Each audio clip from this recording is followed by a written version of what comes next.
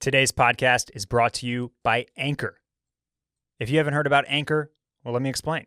It's the easiest way to make a podcast. It's free. It has creation tools that allow you to record and edit your podcast right from your phone or computer. Anchor distributes your podcast for you so it can be heard on Spotify, Apple Podcast, and many other platforms. You don't even have to think about it. You just load up your podcast, you drop it in, you tweak it, you add ads. You can make money from your podcast. There's no minimum listenership either. It's everything you need to make a podcast all in one place. Club Cool puts the podcast out on Anchor. So do all the other Wash Media podcasts. And we've done this from other platforms. Nothing is as seamless or pretty or easy or just, perfect for putting out a podcast. So check out Anchor. Download the free Anchor app or go to anchor.fm to get started.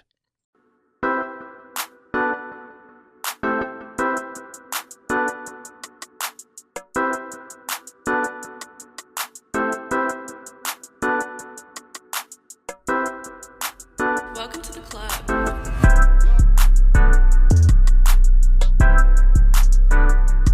Hey everybody, welcome back for another edition of the Club Cool podcast. I'm your host, Bear Dudley, and I'm here in the Washed Media Studios, aka The Lodge, joined to my right by the painter man himself.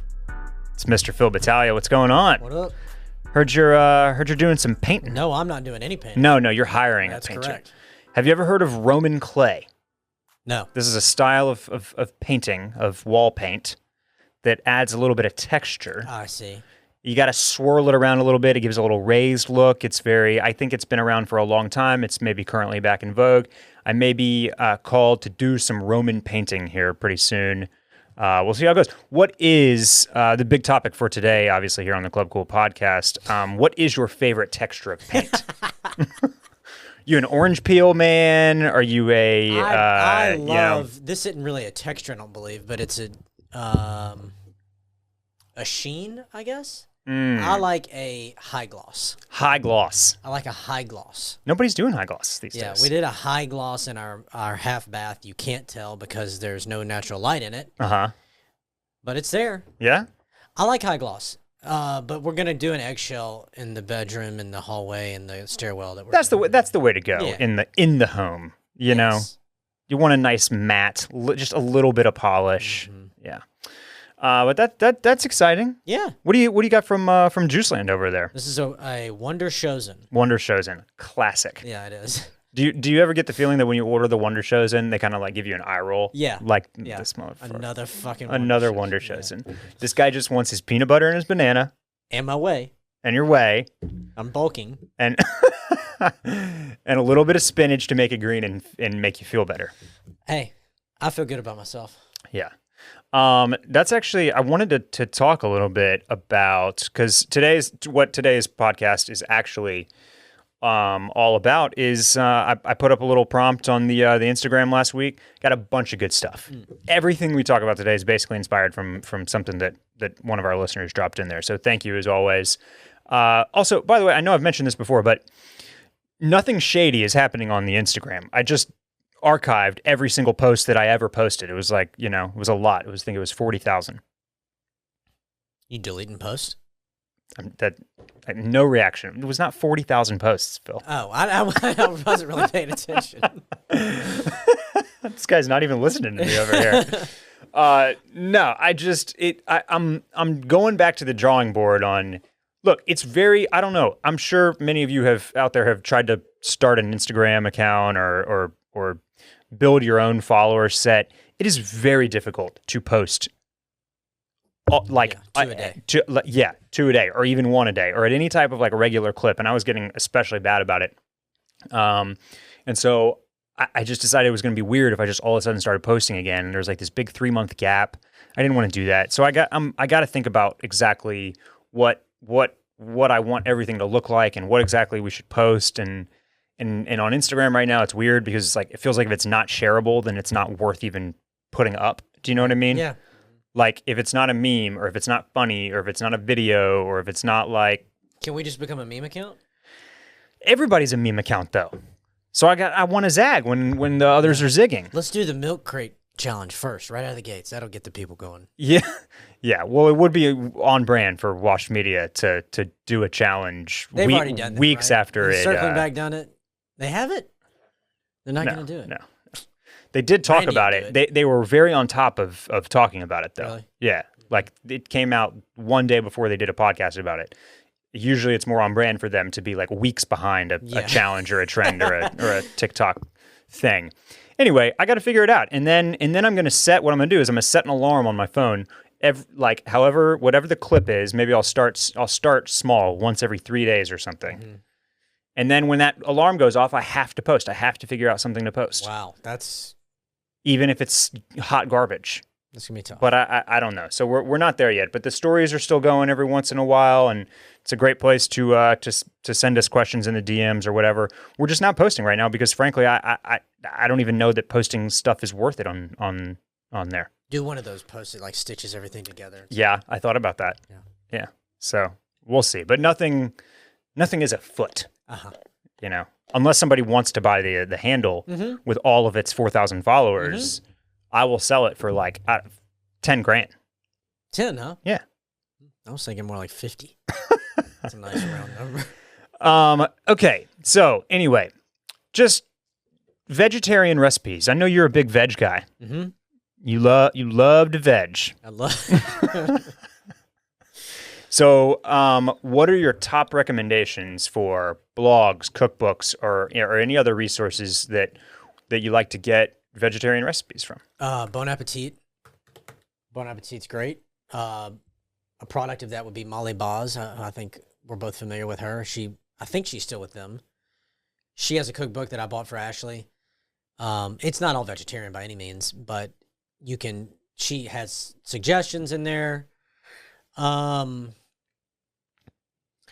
So full disclosure, Ashley is by far at the helm of all the She meals. cooks, you clean. Exactly. Right. So I have no clue what I'm doing, but the stuff that she churns out is always great, and it's primarily driven from cookbooks and also stuff she sees on Instagram. Her Instagram is probably 99% cooking stuff. Okay. Yeah, it's a good place to start. Food 52, Bon Appetit. Yeah. Follow all the blogs on there that you might follow online. That's typically what I do is I go to the blogs that I use for any recipes, and then almost all of them have like vegetarian sections, right? So one of my favorite vegetarian things to cook is a pizza that's from Half Baked Harvest. And you don't have to make your own dough. You just go to the grocery store or buy some frozen dough or buy you can usually, depending on your grocery store, you go to the prepared food section and they probably have some pizza dough there for you that you can buy individually. It's not expensive. Roll it all out. Rolling pin is huge. The first several times I did this pizza recipe, I was trying to roll out my dough and just push it out with my hands. It was a world of difference to have an actual rolling pin. You felt like a total idiot. Like I'm getting holes in the dough. It's all a mess. It looks like you're trying to toss it up. No, of course I was not doing that with no rolling pin. Now I'm you're tossing. Now I'm having pizza parties, tossing so much pizza dough. But so get yourself a rolling pin. That's just a quick aside about pizzas. But anyway, it's a pesto base. It's got zucchini on it. It's got kale on it, a bunch of cheese, some pistachios. It's amazing. I pulled it from Half Baked Harvest. So the other ones I like to look at: Half Baked Harvest, Pinch of Yum, and then What's Gabi Cooking? Gabi, she's a good one because she got her start being a private chef for celebs. They all are. Yeah. So. And then as far as cookbooks, there's a woman, her name is Lindsay Maitland Hunt. Her first cookbook is called Healthyish. And if you be careful, because if you Google Healthyish, there's also like a section of somebody else's website called Healthyish or something. That's like it's a brand of some sort, but then her cookbook is also called Healthyish. It's got a fat section of vegetarian recipes that are all really good. And there are some soups. I'm a big soup guy. There's some good vegetarian soups in there as well. And then she's got a new cookbook called Help Yourself, and it's basically a sequel, but it's like a little bit more geared towards like gut health. Yeah. And it's got plenty of good vegetarian recipes in there as well. Look, I've never come across a scenario. There's only one I would substitute, but to where there is a meal that I've had where it's all vegetarian, where I'm like, damn, I really wish there was meat in this. Like, it's really missing that meat flavor, whether it be chicken, beef, pork, whatever. Never. Because there's so many substitutes out there that will take on whatever flavors you want them to take on. Yeah. That are either soy-based or other stuff, like beans or anything that can take on the flavor. Yeah. The thing that I really miss out on is like if you're having like eggs and bacon, you need the bacon. Or at least like a turkey bacon. Yeah. Turkey bacon's gross. I like turkey bacon. Do you? Yeah. I would rather regular bacon, of course. You know where I get the turkey bacon? Sometimes I get the turkey bacon breakfast sandwich from Starbucks. Oh, okay. Yeah. Is it good? Yeah, it's okay. It's okay. Yeah, it's okay. What do you think you think Starbucks breakfast sandwiches, is that just, do I even want to know, like, really, like, the process or how they get shipped all around or what's happening with those things? I trust them for whatever reason. I feel like I do too, but Yeah. also at the same time, I don't know.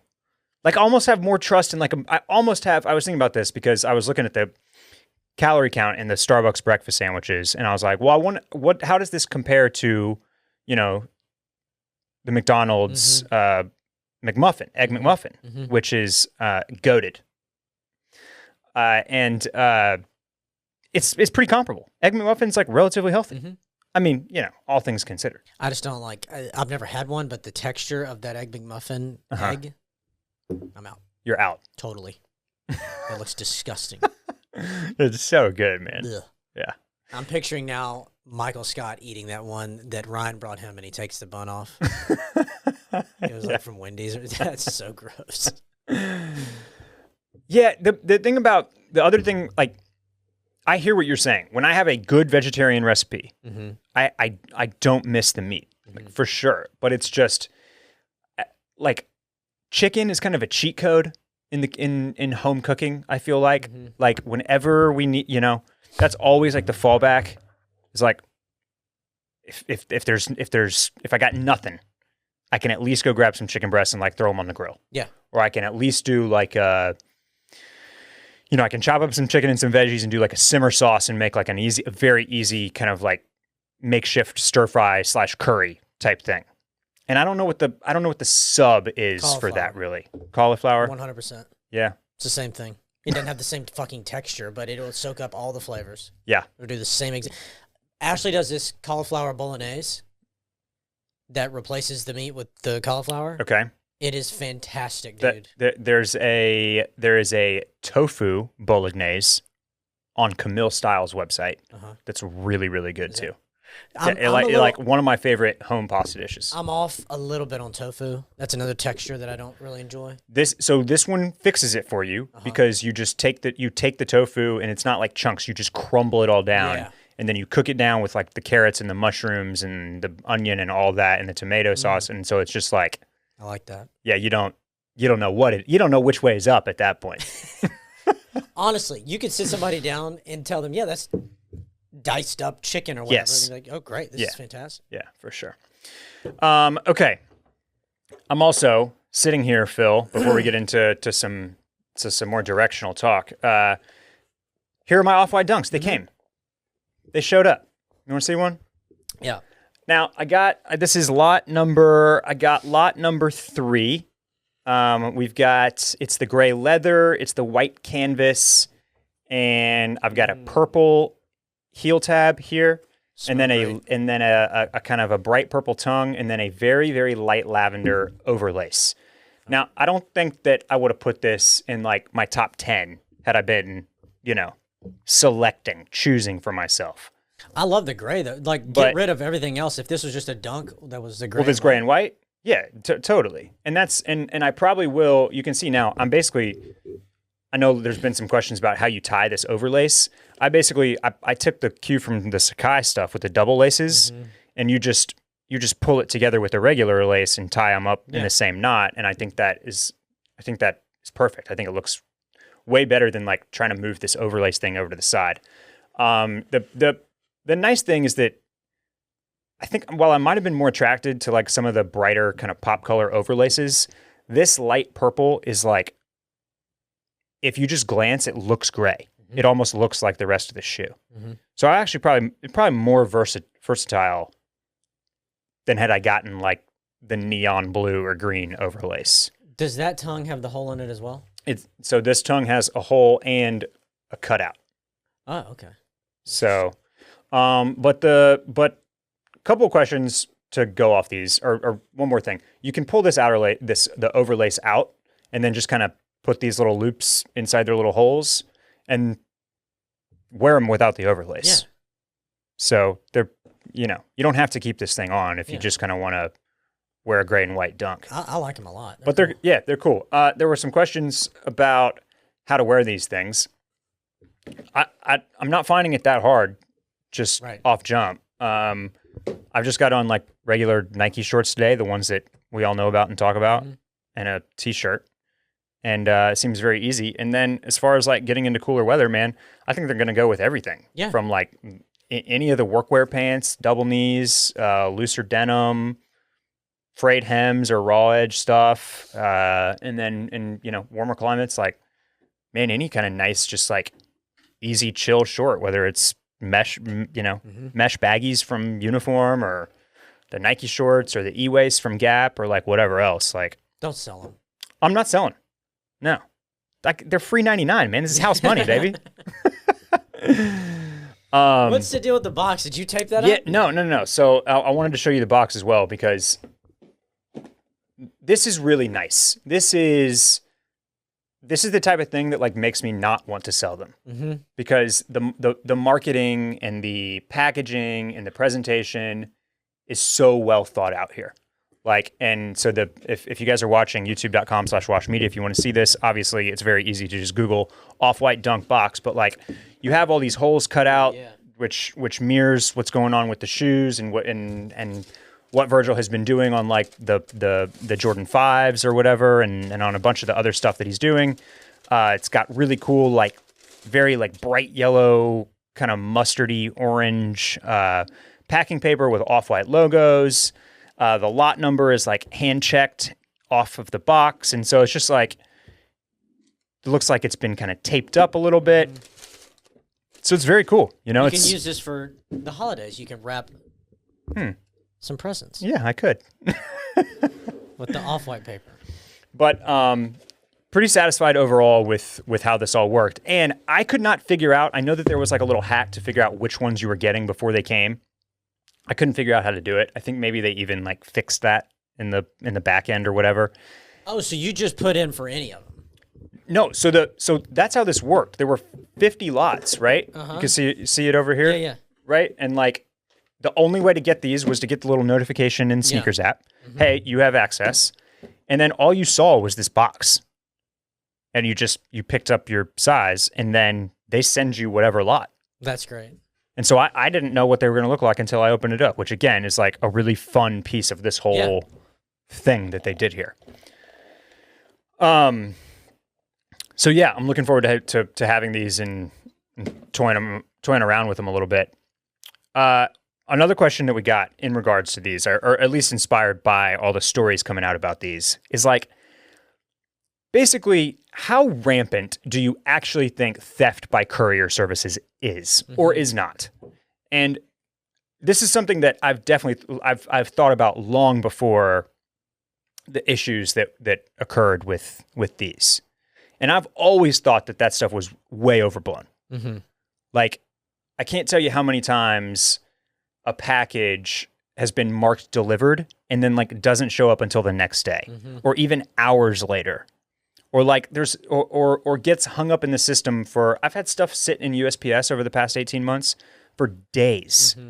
Occasionally some stuff you're shipping from Austin to Arkansas and it'll go to like New York or California to like a hub over there for no apparent reason. Shit just gets mixed up and happens, and the drivers are so overwhelmed and so swamped with the number of packages that have been flying around over the last 2 years, I would say, that stuff just gets like caught up sometimes. And I have always been of the opinion that like your package is probably somewhere. Like it's probably getting to you.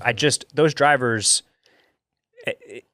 for the most part, I don't, I'm thinking about the little flip line, like when he says, get a job at Papado, work my way up to manager and rob the hoe. It's like,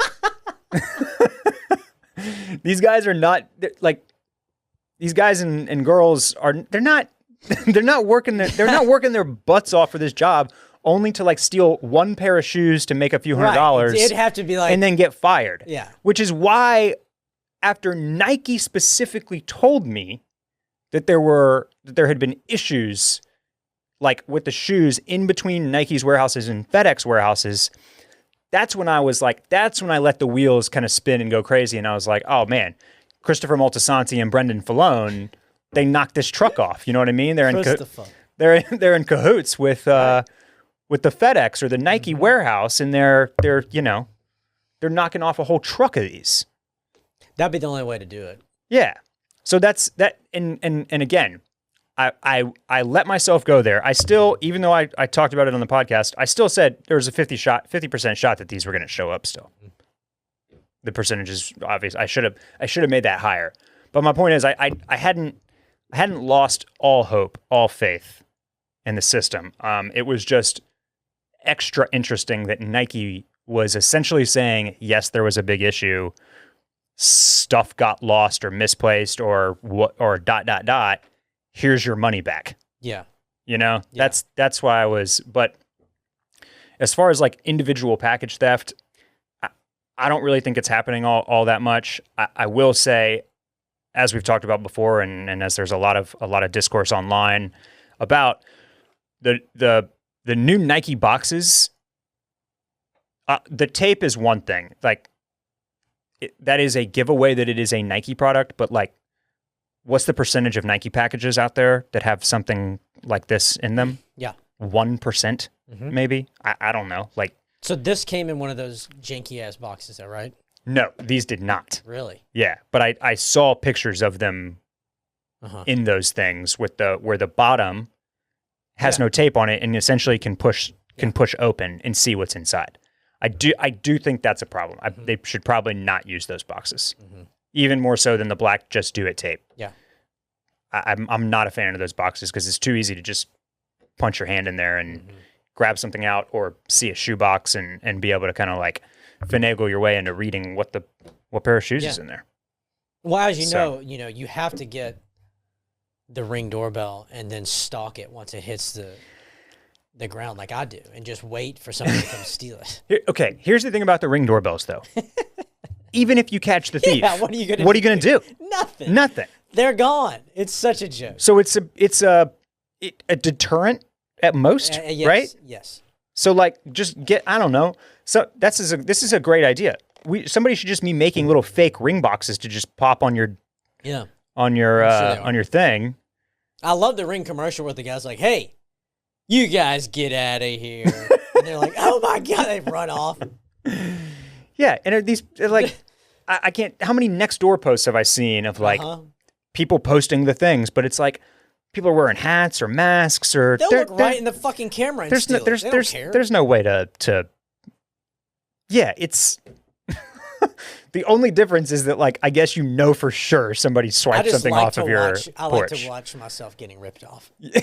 Yeah, makes it better. You like to be just nervous as hell the whole time, just torture yourself.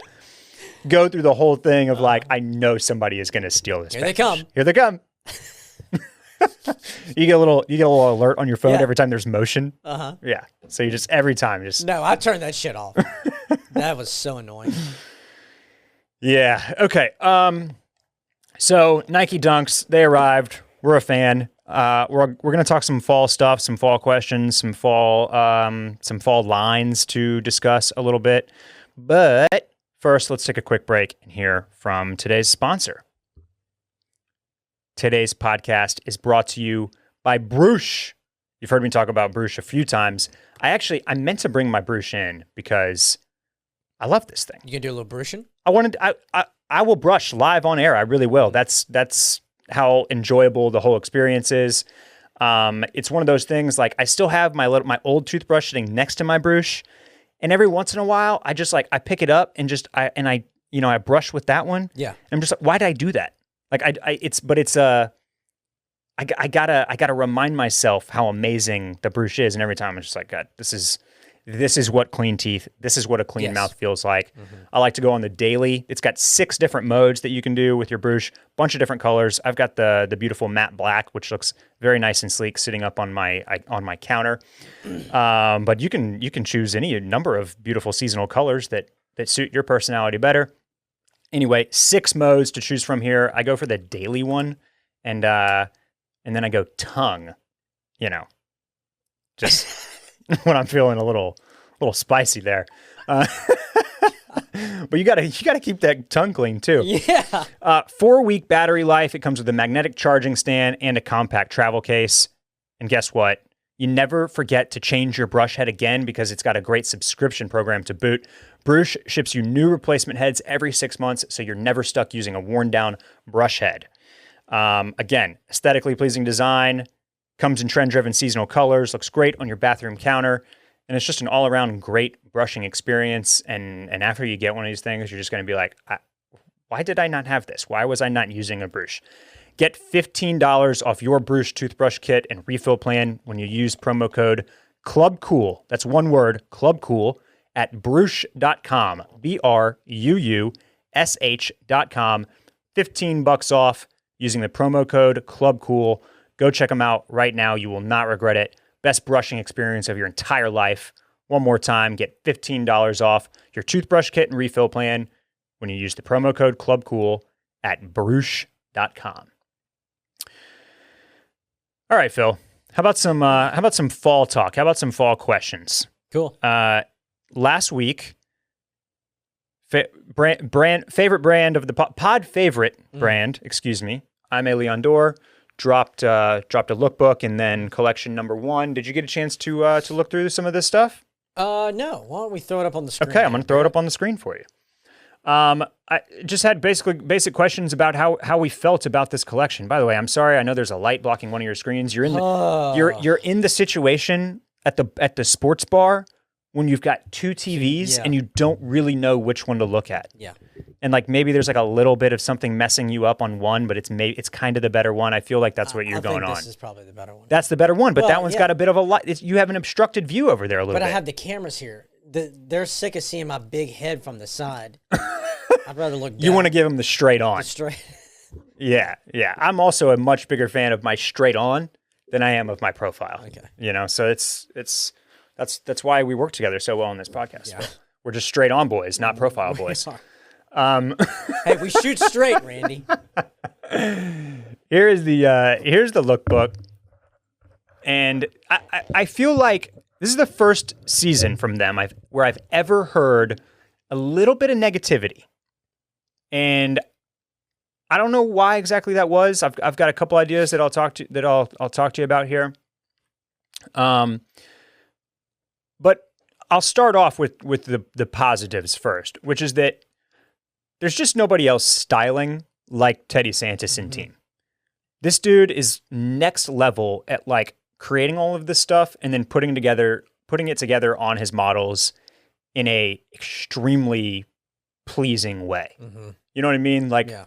Most of this stuff I don't need or want, but when I look through this, it's just damn, it's just the type of layering and styling that makes you really want to start dressing. Yeah. As we say. And there's still a lot of that here. There's still an incredible display of color theory, and the way that he pairs all of his pieces together is very, very nice. Headwear, the shirts, the outerwear, everything. So he nailed that once again. I think where some of the negativity is stemming from is that And the best way that I know how to kind of explain this is that there is something that feels a little bit paint by numbers about Aimé Leon Dore. Mm-hmm. And sweatshirts have always looked like that. And what I mean by that is that he kind of checks the same boxes every single season. Yeah. Especially from fall to fall and from spring to spring. Now, you might be saying, well, a lot of brands could say that. Like brands just iterate on what they do, and it feels weird for me to say because we definitely take what, like at Howler, we take what works and we put a new spin on it and we create something new that fits right in with that. But the thing is, we're not a fashion brand. We're an outdoor and a lifestyle brand that like kind of plays around a little bit in the fashion space. Whereas Aimé like really treats itself as a fully fledged fashion line, right? But then you compare it to something like John Elliott, right? Another brand that we constantly reference and talk about on this podcast. John Elliott is constantly playing with fit and proportion, and they're doing all sorts of weird like reconstruction and they change the fit of t-shirts and sweatpants, and there's multiple different iterations, and they take really big swings on washes and textures and fabrics and all that type of stuff. And it doesn't always work. They miss a lot. Mm-hmm. But the fact that they are really kind of like trying to push their own boundaries forward, I think, and push the envelope on like on how we perceive the brand and what we think John Elliott can offer and do, right? Starts with the elevated basics. It starts with the villain hoodies and the Escobar sweatpants.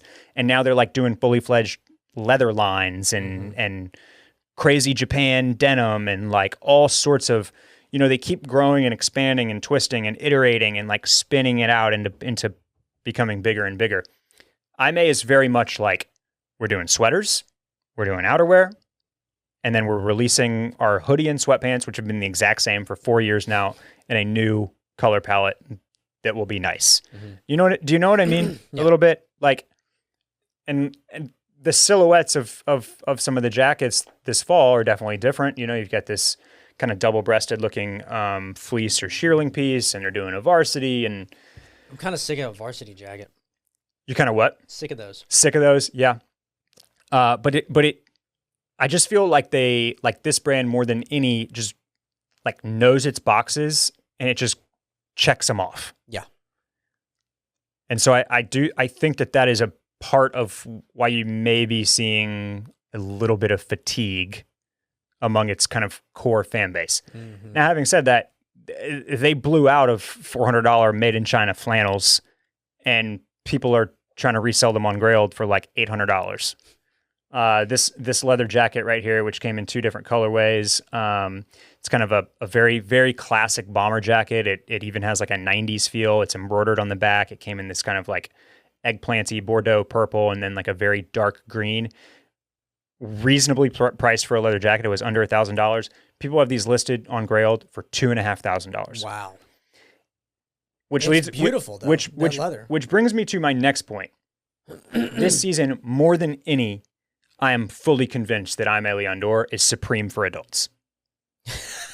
And that makes me like, that hurts because it's not why I was attracted to this brand, and it's not why I got into it. Uh-huh. But I'm even treating it like that a little bit. You know what I mean? Like I'm trained for the drops, and every time I'm like, yeah, I'll probably grab 1 or 2 things from this drop because it's like that's how people are with Supreme too. They pick a couple things that they like every time, and those are the things that they go for. But it's not something where it's far more transactional in that way. You're not just kind of like perusing and you're like, oh, well, maybe I'll wait for season collection 2 so I can see all this stuff together. Because if you do that, then most of this shit is gone. Yeah. And so it trains you in that way to like be grabbing things almost just because you need to grab something, instead of like treating it more as as a whole and seeing the whole thing and kind of like slowly absorbing and then making more careful choices, if you will. But this is so much better than Supreme. Yeah, 1,000,000%. And that's I mean, like I'm being a little bit derisive with that term, but at the same time, like I haven't stopped shopping Aimé. Yeah. Like I still love this brand. I still think the stuff is beautiful, and I'm still pretty invested in what they're doing. It's just the combination of like the selling out drop model, the people selling this shit for absurd prices on Grailed, and then the fact that they really don't leave their comfort zone. Like this is the same, like, you know, 90s Polo Nautica with a little bit of the New York swagger and like bringing in some Todd Snyder and J. Crew influence, and then like a dash of the streetwear as well. And that's been the formula for as long as I can remember, essentially. Yeah. And so they're not like, does this now, if you pull up fall 17 or whatever, does this look a lot different? Yeah, maybe a little bit, but at the same time, it's like, it's just a little bit, there is some uniformity always in these collections. And that's where maybe some fatigue sets in. I don't know who's paying these Grailed prices for this stuff, by the way. Yeah, dude. Because, like, you know, if you want that leather jacket for $2,500, I got news for you. There are a lot nicer, better options for $2,500. Right. You can go get yourself a custom hand-painted Bodie senior cord jacket for less than $2K. Like, please do not go on Grailed and pay these resale prices for this shit. It's not worth it, I promise. Man. Especially after they moved all their production overseas. So, still a big fan of this stuff, but they're much like Ted Lasso season 2. There's been some unexpected backlash this season. I haven't watched it. Yeah, let's see. Let's see if I had any other notes here. I don't think so. So we can move on. Let's talk about another line that just dropped. Shameless plug, Howler Brothers Fall 21 also came out last week. I always feel really good when we drop same week as Aimé does. I'm like, yeah, we're on that shit. No, seriously, a couple of pieces here really stand out to me as some of the best stuff that we've ever put out from like a more like, you know, pushing our own boundaries into the fashion space. One that I'll just pull up for you here because I wanted to talk about it. Is it's called the Travail work jacket. And man, if you pay attention to the other podcasts on this network, then you probably know that it's almost shacket season. Yeah. And this is the first time that we've done one. And I'm proud to say that I had some fingerprints on this one too, pushing for the tonal embroidery on the chest. And then this is one where this shirt in its sample format and sample iteration was just kind of an overshirt.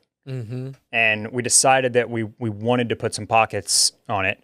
And so for those curious of like what kind of how my role works there, like once we're into that production format, that's kind of all under my jurisdiction. So I designed the pocket structure for this jacket and how it fit in and where it attaches to the seams and like what the fabric behind the body fabric is, what color it was, and how all of that construction worked. So go to the green option. That's the olive option. Olive, okay. There's a washed navy and a battle green. Man, I like that one. Yeah, and this will restock in a couple of weeks. So what did you decide for the lining? So the lining is like a very kind of smooth feeling nylon blend. Yeah, cotton nylon blend. And the in the battle green. I think in both versions, it's almost like a dyed to match colorway. So we had originally talked about like a pop color inside, and I think we just went. I'm pretty sure we just went stand. I know we did on the green because I already bought one of these. Looks like they're almost sold out. That's what I'm saying. We're restocking it. You've seen these. There's 44 container ships off the coast of Los Angeles right now that cannot unload because there aren't enough workers to do it. We've got beanies just sitting that I don't know where they are. We don't know where they are because the warehouse space, like outside of the airport hangars, is full. They're so much so. How about this? The Austin airport, like the cargo airport, has asked if we can come get stuff off the cargo planes, like off the tarmac. Basically, drive your ass out there because they don't. Well, we've got our distribution center working on it, but like this is just, really pulling back the curtain, really nitty gritty. Like supply chain stuff is just an absolute catastrophe. Wow. Right now. And so, just reverting back to Aimé, like one of the things that I ordered from Drop One said it will be shipped in 1 to 3 weeks. And I guarantee you that is because it's sitting on a container ship and they don't know when it's going to be able to get off. And so it might take 3 weeks. 44 container ships sitting off the coast of LA with nowhere to pull in, nowhere to unload, with others behind them, I'm sure. With more coming, I'm quite sure. So it's just a real mess out there. And plenty of brands, Aimé, John Elliott included. I'm sure you've already seen some kind of like Swaggy P question mark face meme, like at the prices. And that's the beginning of, like, while those are kind of hype adjacent fashion brands. So some of that is certainly them pushing up just because that's what they do. That's how they have to continue playing their game. This is also just the beginning of inflation all across the board in all consumer products, but especially with clothing, because like there are just so many moving pieces to clothing. You got, it's fabric mills and then trims. We're having a hard time getting YKK zippers right now. And all that stuff comes together into you take all those products and you put it into the factory, which are short on workers. And so your lead times are way longer, which means you got to use faster shipping, which everybody is doing right now. So that's 4 times more expensive than it was 18 months ago. So everything, like on top of already escalating inflation, is why you're definitely going to see clothing get more expensive, potentially more, at a faster rate than some other consumer products do. Yeah, because very few of these brands are vertical, and it's just there's a lot that goes into it. And when you see Aimé do a wool cargo pant for $295 in fall 20, and then they're $495 in fall 21. Yeah, that's way more than them gouging you. That something happened there. Yeah, like the price of wool probably tripled is what happened. But it's a product that they were already making, and they were like, well, we're going to make these. But also, there's some guys on the ALD Discord that kind of like have the right tools to see number of units. And like on one of those pairs of wool cargo pants, 10 pairs across all sizes. Whoa. And maybe they have 10 more in the store in New York City, but 20 pieces total, like that is like that's some custom shit. That is some made to order shit. That's nowhere close to any manufacturer I've ever heard of's minimum. So they're probably paying, when you buy like a salesman sample to go to a trade show, that's usually that you usually pay like 1.5 times what the garment costs to make. They're probably paying double or triple like what it might cost to make something like that at a minimum of quantity. Because if you're making 20, they're all samples basically. Anyway, just a lot going into the price of this clothing right now. But back to HB. Travail work shirt is one of my favorite things we've ever done, and I was happy to have a hand in it. Some other stuff that I got to push forward this year. You'll notice that I have on a Howler t-shirt right now. Yeah. Small graphic on the chest, no pocket. Yes. Remnants. This was big for me because prior to this season, the only options that we had were big graphics, no pocket, or small graphic on a pocket. And I wanted small graphic, no pocket. So there's several options out there as well. You had your hand in the Grand X days for RG, same style. Yes, I like a small graphic. I don't always want a pocket. Yeah, And then a specific question was that I have. We've got a huckberry capsule going. Did I have a hand in that? Not like I did in some of the stuff that I just mentioned. But what always comes through my way is like the execution and approval of all production fabrics and garments. Yeah. So I always see everything, and then you'll notice that there's a voltage, a lightning quilted voltage pullover, half zip with a kangaroo pocket on the Huckberry capsule, and then the ones we released in our main line are full zip. And so that's the other type of decision making that we do and that I'm involved in is like, small changes like that. Like we're doing something special for Huckberry, let's give them the half zip anorak instead of a full zip like we're doing in our own line. All right, man, we're just burning through our time here today, Phil. Really doing it, aren't we? Yeah. Let's go for let's talk about the fall weather conundrum. This was I know a lot of people are curious about this too. And it's essentially we live in Texas here.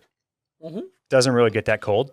Doesn't really get that cold in a lot of part of the South and Southwest and various other temperate climates. Why do we tell ourselves every year? Why do we always take the bait? Why are we always getting exciting about the opportunity to start dressing for fall? And then it's 77 degrees on Thanksgiving.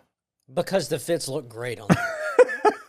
That was a perfect example. Yeah, we get duped. Yeah. You're not gonna wear any of that. We drink the Kool-Aid. Puffer jacket. You're right. And then yeah, I think a small part of me is convinced every year, much in the same way that that a small part of me every year thinks that Texas will be good at football. This time, this is the year. This is the year. A little piece of me. Same thing with fall weather. I'm like, this is the year. We're just gonna get a nice fall season. October won't get over 70. October is the best time in Texas weather-wise. Yeah, because it's 75 all day, all the days. Beautiful. Yeah, no, it's great.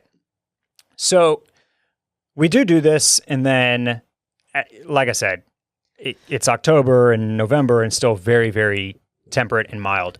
So I wanted to revisit a couple things that I know we've talked about. First is my ACL rule. Yeah, I know your rule. Yeah, I've talked about it before, so hear me again. But ACL doesn't end until the second weekend of October. Mm-hmm. That's my marker for when to start tapering off my summer clothes, basically. And maybe you get lucky in late September or early October with a nice chilly weekend, and that's great. But I'm not making any closet moves. I'm not looking to start going into fall fits until ACL is done. That's my marker. And even if you don't live in Texas or you don't go to ACL, if you live in this type of climate, just put that on your calendar. It's October 13th, basically. Yeah. Just don't even think about it until then. You also have a rule of only going the first weekend, correct? I do. I greatly prefer weekend one. Yeah. But I am going weekend 2 this year. Oh. And I've done this once before. Uh-huh. The biggest thing is that in general, the park is much nicer for weekend 1. For sure, the grass is. You get the bright green, beautiful grass. Yeah. And then it is usually the warmer weekend, but it also seems to be the drier weekend, typically. Now, 2 years ago, weekend 2, park wasn't as nice, but you got some beautiful actual cold weather. Mm-hmm. People were wearing light jackets and hoodies at a festival, which is unheard of here, but sounds lovely. But I'm going to do weekend 2 this year. You're going to go to Miley instead of George Strait? Nope, can't do it. I've never seen George Strait. Okay. Yeah. I gotta check that box, man. Yeah, of course. You don't go to Miley Cyrus over George Strait. I really want to see the Miley show. I wish they had bumped Miley into the Stevie Nicks slot instead of getting Duran Duran. Yeah. You don't think Miley knows all the words to Edge of 17? She could belt that thing out like crazy. I would like to see her too. Shut it down, Miley. I'm a Miley fan. I would love to see Miley. It's a shame that they put her up against George Strait. Okay. The other thing here that I just wanted to run back is you got to force it some in the Texas climate. Yeah. And in temperate climates. You have to it's not getting over 72 today. I'm wearing my hoodies. I'm wearing this light sweater. I'm wearing this light outerwear. And then if you find yourself in a position where it's too hot, then you just take it off. It's pretty easy. But look at our man's Justin Biebs out in LA. This dude throws on puffer jackets in the summer. Yeah. You know, sometimes you just have to kind of adopt that celebrity mentality where you're like, I'm getting this kit off regardless of it being appropriate for the current temperature. So I think that's one thing. And I know that one piece of that for Texas that is hard is that we're not really outside all that much, right? We drive places. You walk from your car to where you're going, and that's really it. And so it's like, it's very easy to just always wear like jeans and a t-shirt, basically, right? Mm-hmm. Very rarely do you need more than that. So you just have to tell yourself that you're going to do it, and then do it, and then just be ready to shed layers. And then the bright side here, the silver lining to all of this, and I've preached this before as well, but like we do have some cooler weather in January and February here. Occasionally we get a blizzard, and all the power goes out, and you lose your water. Might happen again this year, apparently. The plus there is that you can wait. You don't have to spend at retail, right? Because you don't actually need any of this stuff in September, October, and usually not November either.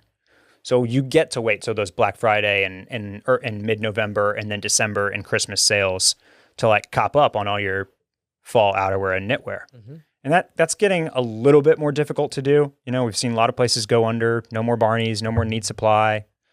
The list goes on.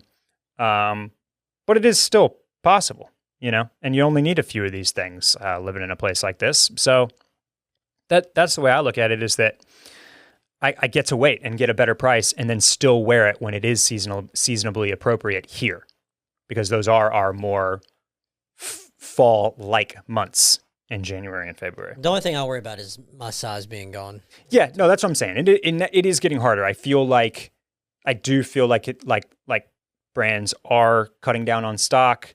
Mm-hmm. We're far more concerned with waste in the environment than we've ever been before, which is absolutely a net positive. But that's another reason why prices are going up, is because a lot of people are a lot of brands and a lot of stores are pulling back on inventory, which means you need to charge a little bit more. And that's why I've also talked about like looking out, like what I look out for at this point is less, for stuff that I'm kind of vaguely interested in, or that are maybe a little bit harder to pull off, or not kind of are outside of general, I can wear this all the time. That's the type of stuff that I push later into the season. Mm-hmm. But for the other stuff that I know I want to wear many times, I am looking at September, October, when some of these places start doing their kind of like midway sales, which is a tactic that's become more and more popular. It's like, if we can move product at 30% now, that's better than having it for another month and then selling it for 50 or 60% off. Mm-hmm. And if it's something that you're very interested in, you do get that opportunity to kind of get it in a little earlier and grab your size, even though the discount won't be as good. A specific question here that we got was from a listener that said, is he wrong for getting a waxed jacket for fall in Texas? Do you think is that a bad move? No. Yeah. Get whatever you want. You're good, brother. Yeah. That's the thing. That's the thing about a Barber or any other type of bell staff or any Orvis, any other wax jacket that you can find out there. It's good for a lot of stuff, and it's not like it's a heavy piece. No. They're good in rain. We get some wet weather here over the course of the fall and the winter, and then, man, super versatile when you're in that kind of like light to mid piece of outerwear, because you can just wear that thing over a t-shirt if you want to. Yeah. And then a little bit colder, you step it up. You throw a hoodie, you throw a sweater on underneath. It's all about the layering. That's what we love about dressing for fall and winter anyway. But yeah, far different story than like, if you told me that you copped a Canada Goose down puffer for, you got the Woolrich Arctic parka for Texas fall winter, I would say, yeah, that might be a bad move. I hope you're traveling somewhere cold. But packing that kind of stuff, man, that's a real nightmare. Well, you just wear it on the plane. Only option. Oh man. I don't think so. Just sweat your ass off on the mask on and the puffer. Yeah. But no, a wax jacket, good no matter where you live, as long as it occasionally gets a little chilly, a little cool, a little wet. So don't sweat, man. You're good to go there. let's see. I think I'm going to save the rest of this for future pods, Phil. Okay. We're coming up on an hour. I feel like I've talked your ear off already. And well, my mouth is getting kind of dry. Ah, okay. Yeah. Well, That's how I know I've talked too much on a podcast. So, any clothing thoughts? Clothing thoughts? That's a good pun. Any clothing thoughts, Phil? Fall, Aimé, Howler, wax jackets. What you got? Support Howler Brothers. There you go. That's a thought. Yeah. I need to get I need to get them to give me a code. A code? Yeah, coupon code. That'd be nice. I'm gonna see if I can get a coupon code for the boys out there and the girls. Yeah. A lot of girls wear Howler. Again, the headwear is just so good. Hats are always good. My favorites this season are all like in the a lot of corduroy. Mm-hmm. So not quite time for them yet. Kind of a warmer lid, you know. I want to see those. But they're hats are always good. Outerwear is good. Like I mentioned, there's a bright yellow of that Voltage lightning quilted zip up jacket that's a must have for me. Are you already earmarking some stuff from other brands for Black Friday? So I talked about I am in the market for some type of weird oversized cardigan for sure. Okay. Some of that's the type of thing that if it's like kind of weird, yeah, I'm looking Black Friday more for that because that's when I'll have time to wear it and it's not an everyday piece. Yeah. Right. And then yes, there are a couple of jackets that I have earmarked for Black Friday. Mm-hmm. One is from Orslo. Might throw that on a list. So check us out on patreon.com/clubcool if you want to see some of the stuff that I definitely have earmarked for Black Friday. You're earmarking some flared jeans? So the flared jeans that I mentioned that I would like to get are like a custom pair off of a guy from Instagram. So no Black Friday there. Okay. But jeans wise, I need a new pair of jeans. I need something. I feel like John Elliott is just such an easy one to go to, except for me, I need to have the length taken out a little. Yeah, which is tough in some of this stuff. Levi's always does a good Black Friday. The 50193 is a great fit that I'm going to be wearing all this fall. They're also like they're on this looser trend. So there's all sorts of cropped and relaxed stuff on Levi's. Great place to look out for that type of stuff.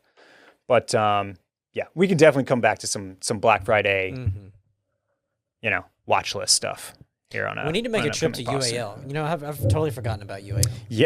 Yeah. I haven't found shit there in the past 5 times I've been. Maybe they're just loaded up because nobody's going. Maybe. Hopefully they're still in business. Oh man. Hey, go get yourself a Brush toothbrush as well. Yeah. That's BRUUSH with a little, and you don't have to type this in, but it's got the little 2 dots over one of the U's. What's that thing called? Don't know. An Ostertag or something? Sure. Greg Ostertag, Vancouver Grizzlies. Brush. Yeah. All right. More next week. Thank you again, everybody, for listening. Instagram @ClubCoolPod, patreon.com/ClubCool, and we'll see you next week. Later.